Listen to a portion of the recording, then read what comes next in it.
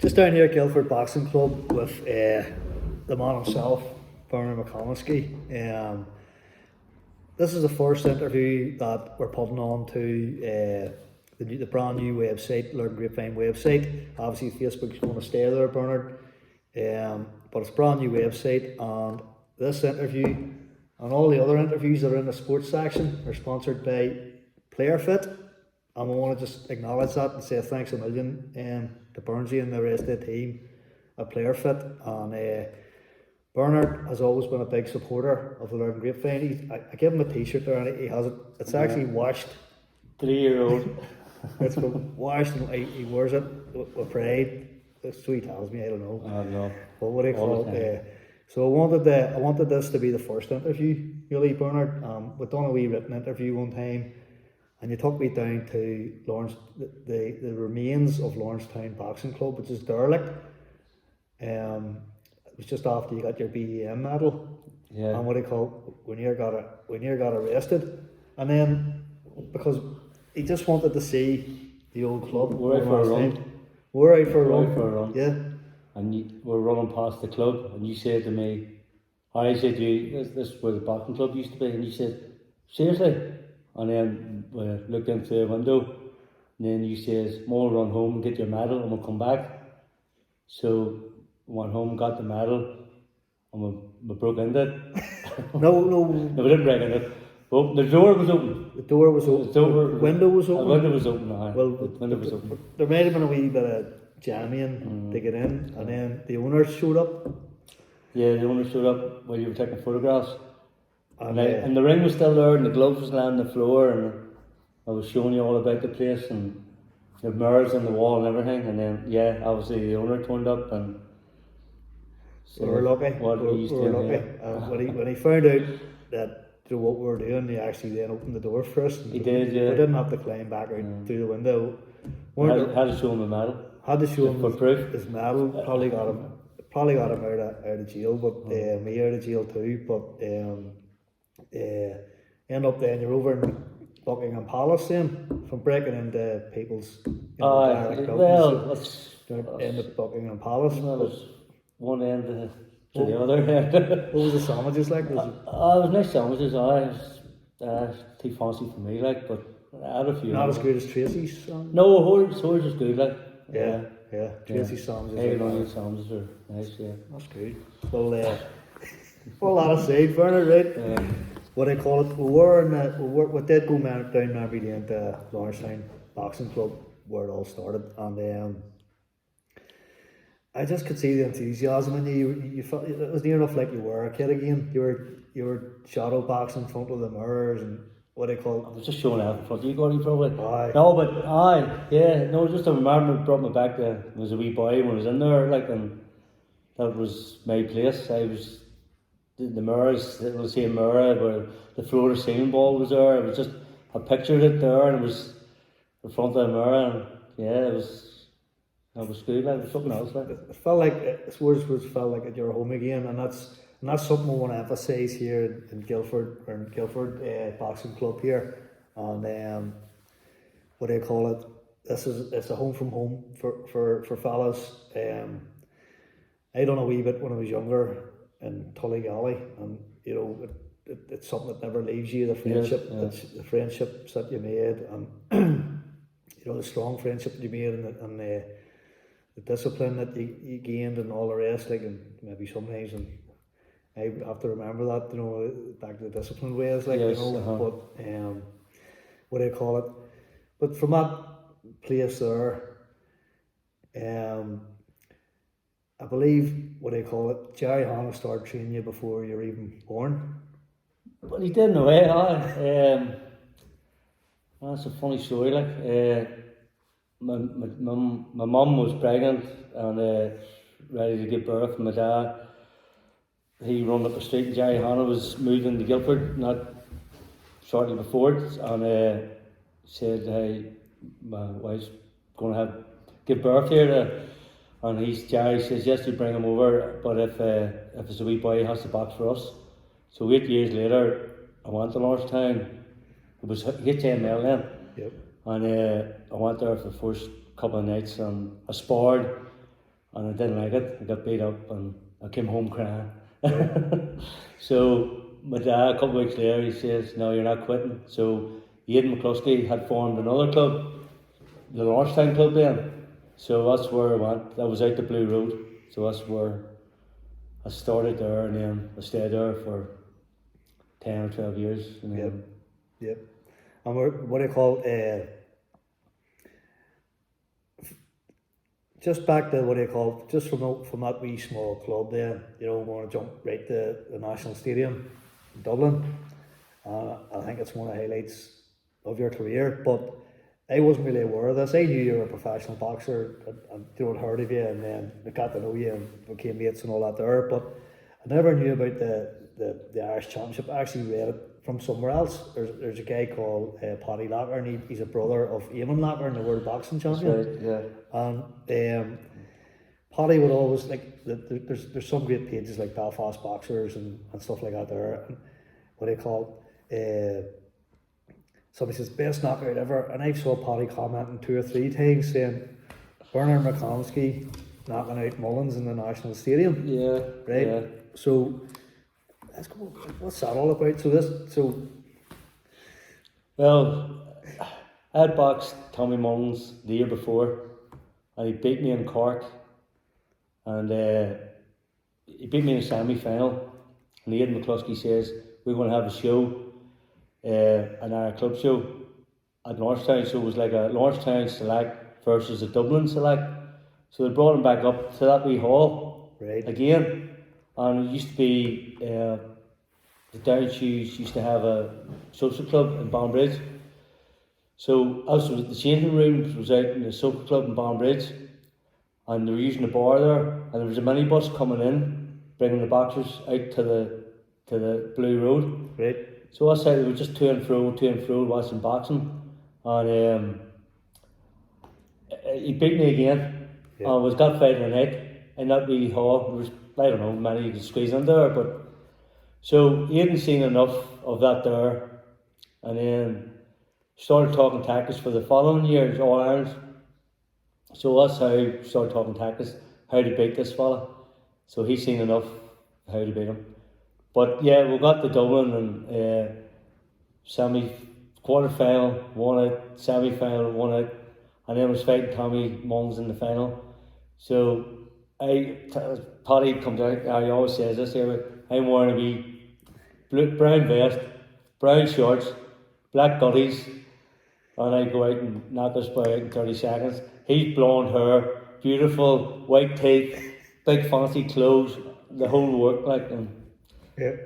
So it stands out, and Eamon Loughlin was obviously Paddy Loughlin was an Irish champion, professional boxer. Yeah, brother was world champion. Yeah, he's a huge boxing fan, but I've seen it 3 or 4 times. I know. Best knockout, and he always comes up with that knockout. So obviously that something like that. But I was like, I don't know, it's probably a 14-year-old like knocking something. You don't really get it. No. Now, you know, and rightly so. You don't really want people knocking out like, but. Yeah. And what they called and 3 years later, you're standing at Heathrow Airport, and Barry Hearn's matchroom guys have sent a limo down for you to meet you at Heathrow Airport to spar with a guy who's going to fight against one of the greatest fighters of all time, Azuma Nelson. Yeah. Jim McDonald was going to fight Azuma Nelson, and they flew you over from Guildford. I know. To spar this guy. I know. So it's nuts, like. Yep. You're very, very young, Bernard, for experience like that. I was 17, I don't know. They seen something in me somewhere. I was down in Eastwood sparring boys, Paul Hawkinson, Crisanto Hispania, you know, all top class world champions, Steve Hawkinson, and then I don't know, they must have seen something, heard something, and they sent for me to go over to London to spar Jim McDonald. He was sparring, boxing with Azuma Nelson for the world super featherweight title. Jim McDonald had just beaten Boy McGuigan. He just previous beaten Boy McGuigan, and they said I boxed like Boy McGuigan, and they wanted me over for that reason as well. Yep. So yep. It brought me over, and I was just nuts. They picked me up at Heathrow, and I remembered well, standing with a big sign, Bernard McComiskey and me walking in with my wee bag and, 17, hadn't a clue, just, but... And what do you call it? Very, very daunting, just bring, even like I suppose I was trying to make a comparison with maybe a young footballer going over, the club. But it's different because there's enough maybe 20 young fellas all same age, Yes. same kind of thing.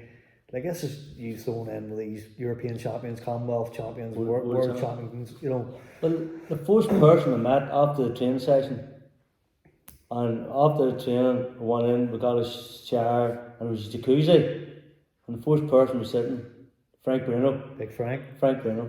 Yeah. And we're like, this isn't wise. So, so. Probably, maybe in a way, it happened a wee bit too soon for you, that opportunity, or do you know what I mean? Probably, I was too immature, but it is what it is. Yeah, yeah. What they called, but so we've spoke about these things before, and there's always a regret from any boxer, whatever you've been Irish champion, you've been a professional fighter. If you had been world champion, you'd have been going, well, I should have won 3 world championships and whatever. But you've used your your experience and what you've gained and what you've learned to help other people there. Just as come into the hall there, you're putting big Willie John through these paces there. He's fighting tomorrow night down in the Dockers Club. So tune in. So what they called and Willie John, you took from a novice to a real good prospect. Willie John's only boxing 3 or 4 years, honestly. Yeah, probably shouldn't have been in the elites last year, but we've seen enough what he can do, and he's progressing the whole time. He fought the Irish finalist, Irish elite finalist, Mahan from Cavan. He wasn't out of his depth, bit more experience. And he'd only had five fights. He'd only 3 fights. 3 contests. It was nuts for him, but I seen enough in him. I said this man will shock a few people here. Yeah. And he won. He actually won the second round. He won the second round, but a wee bit more experience, and we're trying to get him along. And he's still a novice. He's still in the novice championships. We'll bring him along gradually, and hopefully his time will come. In the next year or so. But what do you call it? I got sort of waylaid there just on that point, because I know you're just as passionate about your coach. You're probably more passionate about your coaching than what you were. You're probably as proud of your coaching as you are your fights, your own fights. You know what I mean? Well, I love to see the young ones coming in, and I love to see them progressing. And I'm with a club full of young ones here, and they're from everywhere. From Barnbridge, Lurgan, Portadown, Guildford, Tonagee, Laurelvale, Craigavon, Donaghcloney, Lawrencetown, you name it, they're all Barnbridge. But they're all coming in, and you can see something in every one. There's a quality in every one of them. And we've about 8 or 9 coaches here now, and everybody brings something else to it. At the end of the day, I'll have the final say or whatever, but every person in this club offers something, and unique. So. And what do you call you say the final say, that probably too many would argue with you, you know what I mean?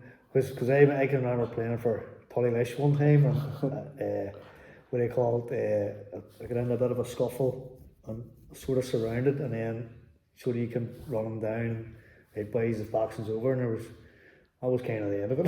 Well, I don't know. Probably. You pulled me out of that scrape, you know what I mean?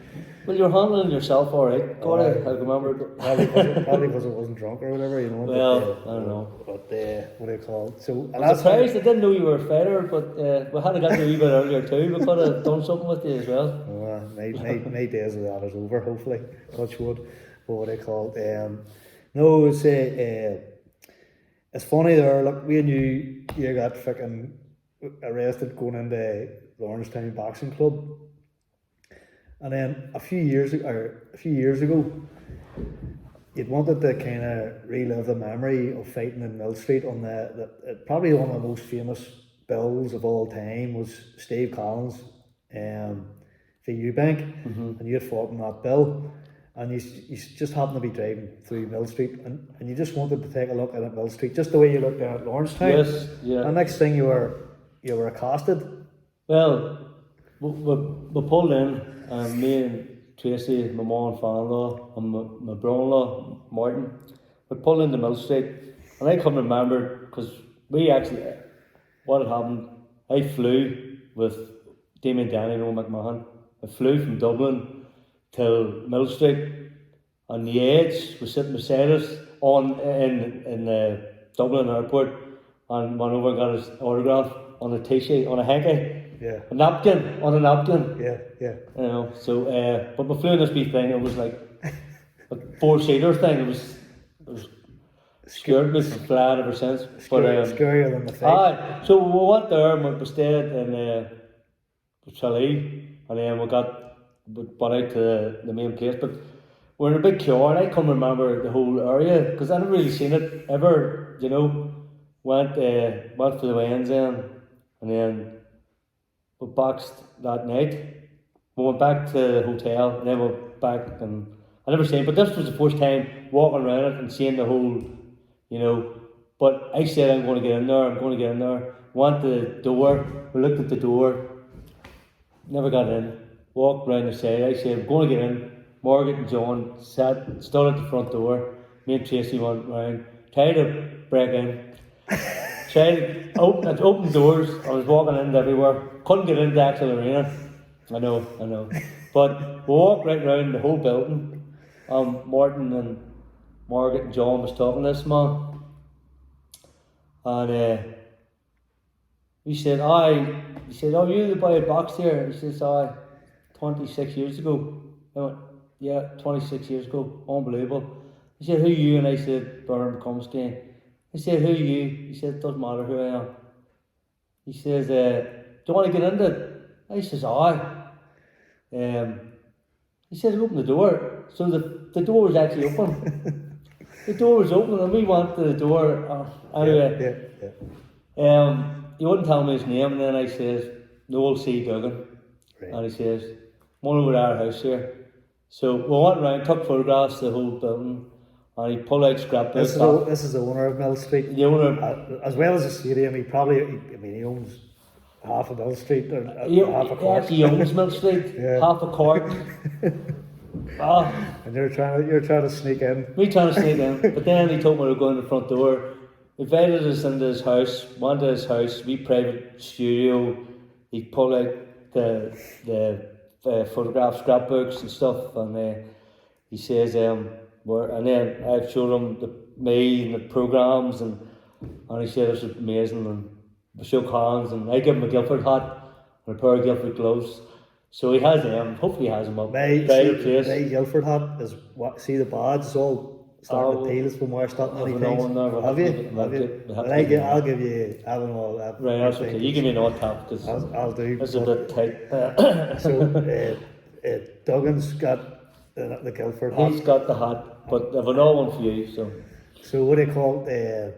And he remembered you from the bill. He remembered from the bill and everything about it, and it was what happened about that, because he was telling me, he was saying, do you know how we got this here? Because middle Mill Street, nowhere, like nothing really, you know, in Ireland, and somebody was watching the Eurovision Song Contest, and it was a world heavy title, it was a heavyweight title fight, was trying to take place somewhere, and what it was, Noel rung Boy Hearns people, and this says, so rung him on the Friday, Boy Hearns came over, something like a Sunday, it was like a couple of days later, took a walk around Mill Street, seen the stadium, he says, yeah, that's where we'll have it. But that fight didn't materialise, it was some big... There was something went wrong. But it was a heavyweight title. But then, Steve Collins and the whole thing then, that's how it all evolved. But it started with the Irish dance one, wasn't it? The Eurovision Song Contest. River dance. River dance and all that there. Yeah. But so, what do you call it? There's probably, there's probably very few bills as legendary as that bill. You fought in the bill. I know. You won your fight. in front of 10,000 people, and also, you'd said to me when we were on our run, it was a private kind of moment, but this, your mum was in the crowd as well that night. No, my mum wasn't in the crowd. Right. No, she was at home watching it. Aye. They were at home watching it. But I can remember my ma, I was talking to her afterwards, and then I was just thinking back to like 26 years later, I'm in the same arena, and I was just taking it all in, my ma, Seen all this, seen you Yeah, fighting and that, yeah. you know what I mean? And I'm here, like, Yeah, you know. brilliant. And what I called, we'll say we're going back, that was your career, and your daughter went on to win an Irish title. Clodagh won, she's won 6. She's won a couple of third level education ones as well. Yeah. She's boxed for Ireland a couple of times. She's done well. So she has really. Brogan's going well too. Brogan's going well too. I don't want to just talk about my own family here, but yeah, the whole club's grand. Sure, if you burn out, do you know what I mean? There's no Stewart, but all the rest. But yes, of course, I know, you get proud of them all. Like, yeah. What I call. Well, Brogan was beat. He was beat before lockdown. The lockdown year, he got the Irish final. He fought. Was 3-time Irish champion. The wee boy he won the Europeans. Brogan got the final, and there was nothing in it. There was nothing in it. He's beaten the final. He come away with a silver medal. But I'm so proud of him. Of course. And then won the Ulsters the next year, going down to Dublin, 50 kilos. Lockdown come, cancelled. Next year cancelled. He's come back. He's 63.5 now.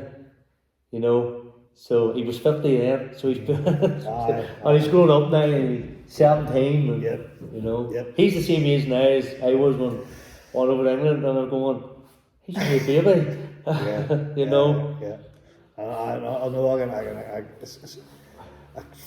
I come to the front door when I was 17 without somebody minding me, but what I call it's brilliant to see that as well. And the reason I know you're saying don't freaking talk about my family there, but it's what I call, because I have to bring in Ireland's fittest family. Yeah. And just where it was Davy Fitz. Davy Fitz was our coach and all. Yeah, it was. Do you know what? It was so much experience, but Brogan was one Sunday night or something. And Brogan he said to me, "Would you do that?"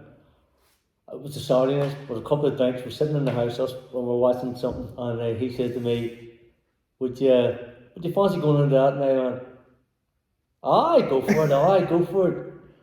And then I forgot all about it. And a few weeks later, he says, "You still all right for that?" And I went, "Wise up, we're not going into that." And he says, "Well, there's a ladder, but to go for a fitness test." And I went, "Are you real?" What trace do you think it is? Well, the whole thing, we couldn't even believe it. Didn't even think we were going to get on it, you know what I mean? Yeah. So, ended up, Clodagh was in university, and Saoirse was in holidays, but for something, and Tracy didn't go on the team. She said no, the 4 years do it, so she didn't go on the team. So, me and Brogan, we were meant to go to Lee's fitness test the way down south somewhere, and we couldn't do it and then they brought us up to Sacoman school, and me and Brogan had to do fitness run laps and different things, and then we were walking off, and I seen there's a family, it was McComiskey from Monaclone, and I seen Evans coming over. I going, so I never said nothing or anything, and so a couple of weeks later we got the word say we're on Irish First Family. Did the McCartles get on? They were on it too. So it was Anaclone v. We never competed against each other, but we met up the first time in the hotel. We'll come down for breakfast. It's a good job you weren't competing. I know. The hatchet men there have freaking maybe, pull the legs out. No, they were civil. They're good people. The McComiskey are, they're good people. couple of mega boys or I'm only joking about the hatchet men and all clone. No. Because, in fact, we've retired, Bernard. Hatchet men. No. I no. still know a couple of people. I'm only joking. What I call so. When I was watching it, but you's one of the tallest family in the world. I think that really went. I went to get you. It did, You know what I mean? It did. By the way, when I said that door was open just in case I had to make a run for it, but you know what I mean? What I call that ran to get you. Like you could see the courses that the height what was a big advantage. Like you know what I mean? Davy Fitz, we walked around at the start. Davy Fitz, he was scratching his head too. He didn't know how we were going to get over that wall. Davy won't be the tallest, like. No, I'm taller than him. Yeah. But I don't even know what he said. You know, I think he said something, then he said something else, and we were all walking around scratching our heads. What did he say? I don't know. I don't know how, but anyway, it come to that part, and Must have been good crack working. it was brilliant working, dealing with the children and all. Davy Fitz too. I think it's good crack, you know. He's a brilliant person. And absolute legend, like. Flipping clear legend, like, you know.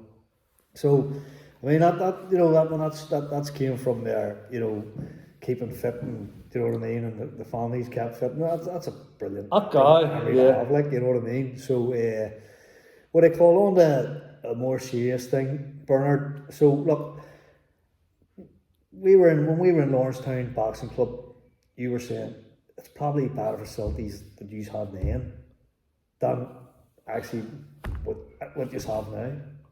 You know what I mean? And what I call that amount of people coming through the club, that amount of people in sport, and you know, and the memories that gives young people and stuff like that there. So, is there doing a major fundraising drive? Oh, Gordy, I'll tell you, this place, there's 14 bags in here, right? When we got the word back to say lockdown was sort of over and boys were allowed to train again, we had 43 people in here. Yeah. 43 people. You know what I mean? Most nights is 27 here. Yeah. You know, we ended up, I had it split up here and we went round to the Land Centre in Guildford there. But yeah, last time when we were at that club, with a sauna. Yeah. We had a sauna, you know. Yeah. That's 30 years ago, 35 years ago, we had a sauna. People used to come over to our place to lose weight. Yeah. You know. Yeah. We had everything. Yeah. Yeah. Now it was just bags and basic stuff. We're too many in the club, but we've never torn anybody down, you know. When you look at the facilities of, you know, what the Gaelic clubs have and, you know, some of the other clubs have, you know, boxing always seems to struggle to pull that type of funding in and, you know, and stuff like that there. So, when you think, Joe, for many people, boxing changes their lives, and I'm not talking about, you know, like a hard luck story and, you know, and all that there, you know, people from all backgrounds and whatever, boxing changes their lives, you know, and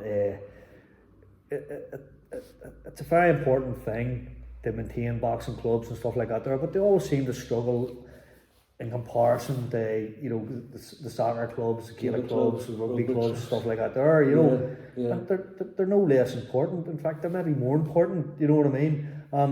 Well, that's the wrong thing to say, but they're as important, you know what I mean? And some fella that maybe, you know, it's just not suited for Gaelic, or he's, you know, he's low on confidence or whatever, he doesn't really want to be in a big crowded changing room, and they can come into a boxing club and that's their place where they feel safe. We have it here every you know night. What I mean? And it was something that you touched on, all we were joking aside, you know, when we were in Lawrencetown Boxing Club, you were really expressing that this is where I felt. Yeah. You know, this is me, this is my place, because, you know what I mean? You try to instill that, and the boxing instills an inner confidence, you know. You have to have an inner confidence, you know. It's no point in standing there on the bag, your body language. I tell everyone to get on that ring, be the king, be the queen. You own that, that's your stage. Yep. You know, you don't have to shout it out to the world, yep, but you have to get it inside your own head. But also, I am the king.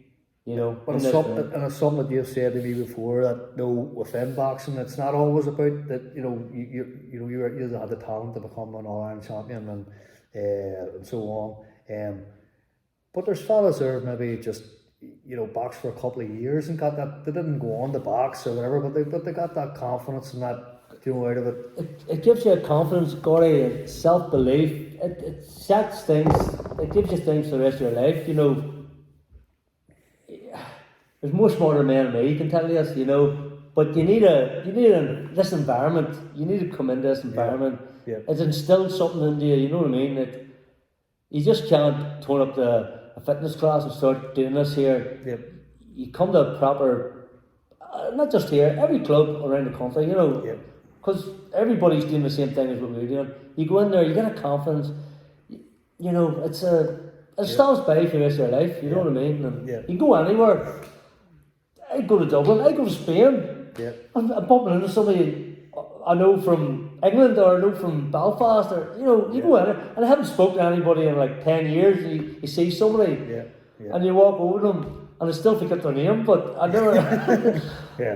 Keep talking, you know them. That's it. You're friends for life, that's it. You know. That's what I call it, and it's the mutual respect of fellas that boxed against each other and stuff like that. There, you know what I mean. So, what I call it, but just sort of, but that's the point I'm making. It's like, we'll put the link up for you have a GoFundMe page as well, haven't we had that, Gordy. It's taken down. We did get the acquired funding for it. We did, right. But we're always looking for something, you know. Yeah. Every club in the country's the same, but we're always looking for something. We're looking for bigger facilities. We're looking for changing rooms. Yeah. We're looking for showers. We're looking for everything. And if there's somebody out there who wants to help us, we've up and coming young boxers, going to be internationals, going to be Irish champions, you know. Potentially world champions, British champions anyway. Yep. We've got a lot here. Yeah. I've no doubt. That's great to hear. So, and what do you call it? And you still have a passion for it, and what do you call it? If years to look ahead, because sometimes we can look back and we'll go, I could have done this different, or I could have done that different, or whatever. But you have years of looking ahead of. I'm looking forward to what you've produced and what you've helped to produce in terms of the talent that they're putting through there, and not just that there. Maybe the fellow that was here for a couple of years, or me, that you took me for a few sparring sessions. We've become friends and out of that there, and you helped me. I had a tough time when I needed a bit of sparring or whatever to take me through things and stuff 100%. Like that there. You know what I mean? So, what do you call it? You're not the first one either, because still to this day, I bring people up and, me and him come up and we train. And it's just a thing to get, get that stress relief or whatever go into too much detail. Yep. But it's a regular thing we do here. Yep. And, Yep. And it's important as well. It's very important, mental health, where do you start here? It's mental health this last couple of years, this COVID's just opened the can of worms, and you probably, when you think about it, we all have it, and through the years, like my dad died when I was 18, and I just turned pro, going over to them and but boxing gave me something then. If I didn't have boxing then, I don't know what it did, I'm not saying anything bad, but it kept me focused, it kept me in the straight and narrow, it kept me like there was a purpose, that I had to do something. And the same thing, when I retired, I quit boxing, and then I quit boxing like maybe 2 years, and then my mum died. But the boxing, I still had the boxing going, and it sort of kept my focus too, and kept me going, and kept me. And then I said to myself, I think I want to do something. As you said, I quit training really, and then I done like a couple of charity things, and then I done me white collars. I boxed myself in a couple of white collars, and then I started white collars up for other people, and that gave me an all focus, and it gave me an outlet, and it gave me somewhere else to think about, and and through death from both parents, boxing has always constant been there, and it kept me sane. Probably wasn't sane for a while, and But it kept me, yeah. What they called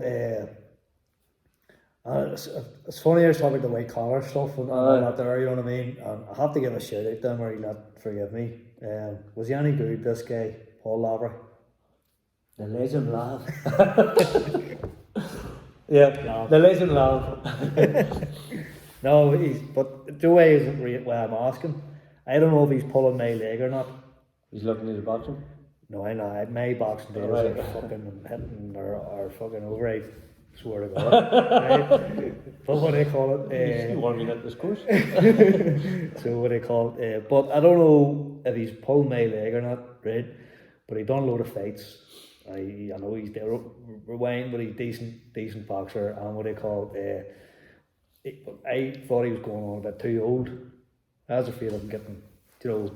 Yeah. Do you know what I mean?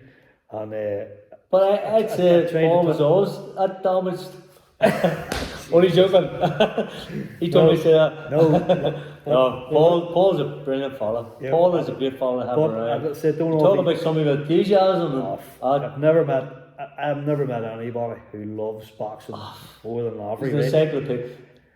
Him and Davy Maloney, the two encyclopedias. Yeah. But as I say, Bern, I don't know if he's wanting me, but he says he's going fighting again.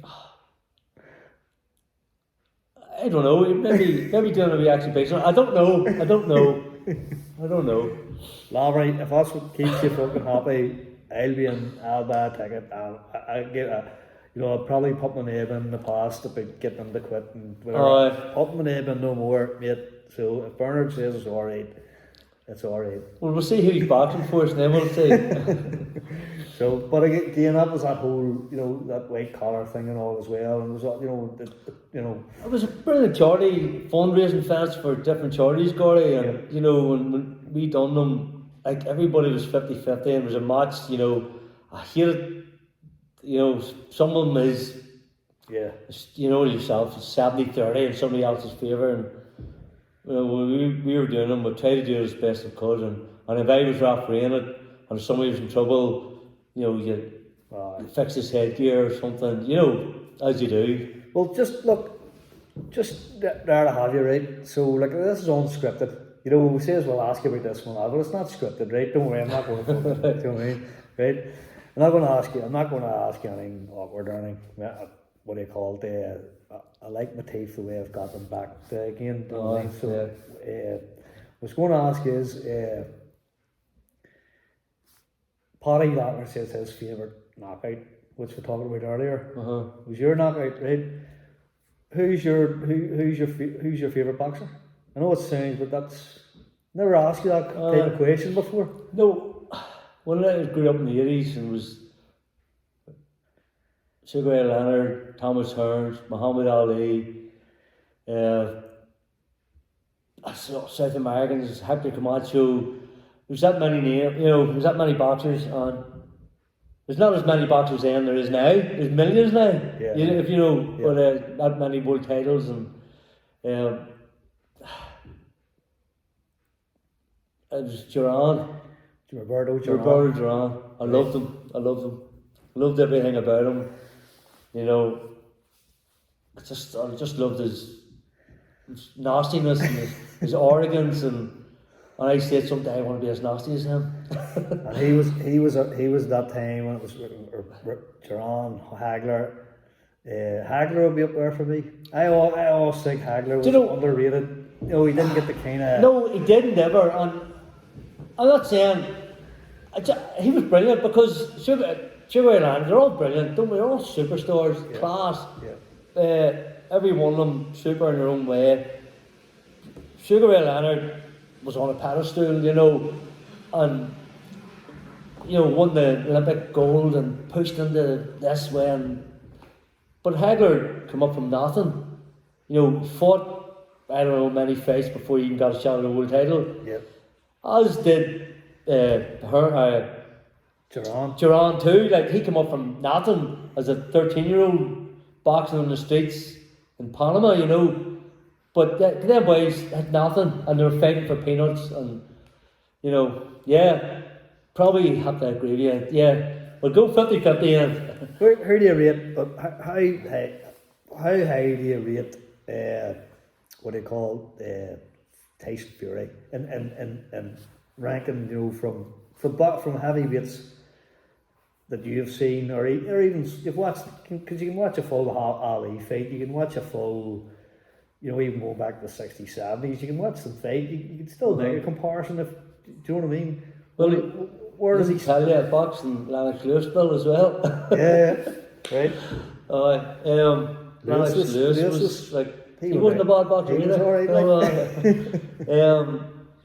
No, Tyson Fury's up there. He's up there. He's got all the skills, and he's actually he was good when he was like 10 years ago, but he's actually better now. Stronger, like he's knocking boys out now where before he wasn't, and you know, and he showed the grip when he was hit. He got down, you know, he got up again. He won that fight, but he gave him a draw, didn't he win that fight? Yeah, but he never got it. You know, he would have competed. If he hadn't went down that last round, I'm asking you, but as a layman, you know, I'm not an expert in boxing and whatever. But it's the way he can adapt his style and whatever. And I always think, he was hard done by the Ireland in general, and because I think he wanted to fight for Ireland. They wouldn't give him citizenship. I think there was something about that. It's actually his first professional title was the Irish heavyweight title. Yep. And but I think they might have stripped him off it or something, because I don't know. They couldn't get his birth certificate because he's from the travelling. Yes, there's something about that. I mean, yeah. But like when you think back about some of the sort of footballers that played for Ireland, I know, Tony Cascarino. And I always think Fury was badly done by you know what I mean, in terms of not being accepted by Ireland in general, and you know what I mean. What they called he wanted to fight for Ireland. I know. He wanted to fight. What it was, I think he was boxing for an Irish team, and I think they were going to go to America or something like that there, and that's what happened. They couldn't find whatever, I don't know, when he was kicked out the team. But aside from all that, alright, that's a technicality. If he hadn't been from the travelling community, a lot more would have been made of him. A lot more, and even the Irish media and you know all that there, a lot more would have been made of him. 100%, you know what I mean? Agree with you. And where he's come from is Dixon's, and he's openly public, says all about the things he had going wrong in his life. He should have got Sportsman of the Year a couple of times. Yeah. You know, So didn't mean to get controversial, but it's just something that I just say, like if he hadn't been from the travelling community and he had the same Irish background, they'd have been tripping all over themselves. They put him on the Late Show and fucking whatever else. You know what I mean? I just think he's been badly done by, and I think you know he had his problems in the past, and you know come out with stupid things and all that other sort of stuff. But he hasn't exactly. But you know, like it was a missed opportunity for Ireland to, you know, because embrace him, because he was reaching out to Ireland as if he was kind of, and yes, there's technicalities and all the rest. But fuck me, you know, he's Irish as his Irish background, as Irish as it comes. You know what I mean? And you pushed away. I know. And then people go, oh, look at him, you know, fighting for England now or something. Fucking blame him. I know. You know what I mean? I know. Because he was kind of. Fury, you know, Fury's he's Irish, like, but yeah. So no, might add some of that out, or might not do it. I don't know. Maybe I don't know. But Bernard, it's been good talking to you. Look, as I say, these interviews are always they're kind of off the cuff. Yes, One day it's good chat with you, and enjoyed it as always. Getting to chat with you. As I say at the start of the interview, I want to thank PlayerFit. Yes. For sponsoring the site, and I want to, and that's what's keeping the site going. And I want to call out the other sponsors to give Bernard and the Guildford Boxing Club a hand here where you can. And if any sponsors come the way of the club, Bernard, I'll make sure it's well publicised Brilliant, on Cody, the grapevine. You know what I mean? We're all over Ireland. Yep. You know. Hopefully, Olympics soon. Hopefully, Commonwealth Games. You know, in a couple of years' time, we'll have boxers here to do that. We'll have. Brilliant. So. Brilliant. I'm looking forward to seeing that there. You know what I mean? And I'll call out to anybody that can help to be part of that there. You can be part of. Hopefully, somebody going to the Olympics from Guildford. Thank you, Cody. Thanks a million, bud.